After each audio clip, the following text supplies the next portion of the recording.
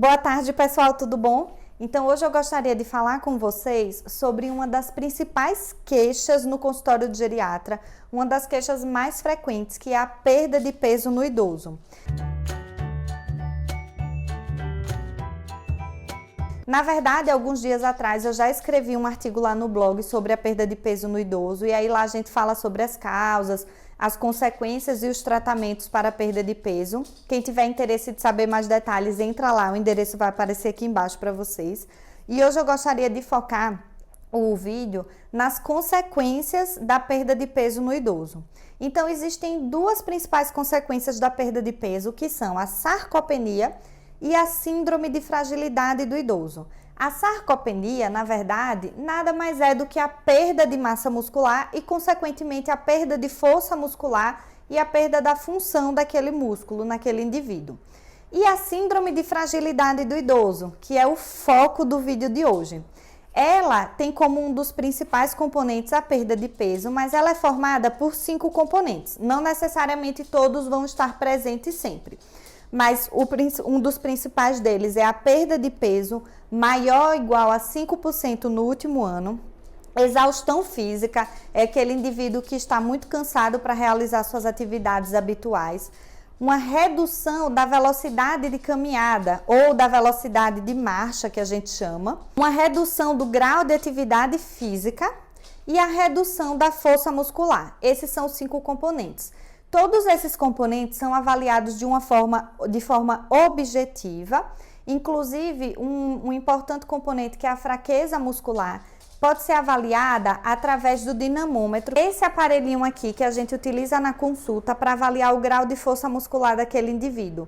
Esse valor, ele varia de acordo com a idade, o peso e a altura, né, o IMC do adulto, do indivíduo, e a gente consegue identificar se esse indivíduo está com a força muscular reduzida. Bom, então por que é tão importante, Lauren, a gente investigar, a gente valorizar a perda de peso no idoso e essa síndrome de fragilidade?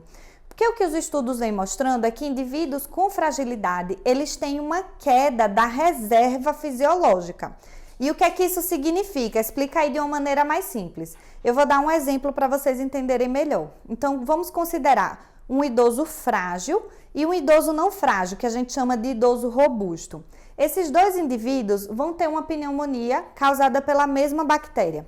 Aquele indivíduo robusto, a gente consegue tratar com antibiótico oral, em casa. Em 10 dias ele melhorou, já voltou para as suas atividades normais. Já aquele indivíduo frágil, a gente precisou internar no hospital para tratar com antibiótico na veia. Ele teve complicações aí durante a internação, ele demorou 3 semanas para se recuperar dessa infecção e ainda assim ele não conseguiu voltar às suas atividades normais, que é o que a gente comumente fala no indivíduo frágil, que ele caiu um degrau e ele não conseguiu voltar para aquele degrau anterior. Por quê? Porque ele não tem mais reserva fisiológica, ele não tem reserva orgânica para combater eventos adversos, como é o caso da infecção, o exemplo que eu dei agora, mas poderia ser uma cirurgia, uma queda com uma fratura, enfim, qualquer evento adverso. O indivíduo frágil, ele tem uma ausência, ele tem uma diminuição dessas reservas para se sair bem desses eventos adversos. Por quê? A gente já observa que a redução da massa muscular e a redução do peso, ela acaba levando a uma alteração do sistema endócrino e do sistema imunológico. Então, aquele indivíduo está mais predisposto a ter complicações infecciosas e outras. Então, por isso é tão importante a gente valorizar a perda de peso no idoso, investigar se há síndrome de fragilidade para que a gente possa tratar. E como que é o tratamento da fragilidade? Ele é baseado em 2 pilares: o aumento da ingesta de proteína e a atividade física, principalmente o exercício físico baseado em força, o exercício físico resistido, que é a musculação. Tudo isso visando aumentar a massa magra, né? Aumentar a massa muscular daquele indivíduo. Então, o aumento da ingesta proteica, baseado na dieta, claro, aumento da ingesta de carne, de frango, ou se aquele indivíduo é vegetariano ou vegano, com auxílio de um nutricionista, aumentar a ingesta de proteína de origem vegetal. E muitas vezes a gente precisa utilizar o suplemento alimentar, que são suplementos enriquecidos em proteínas.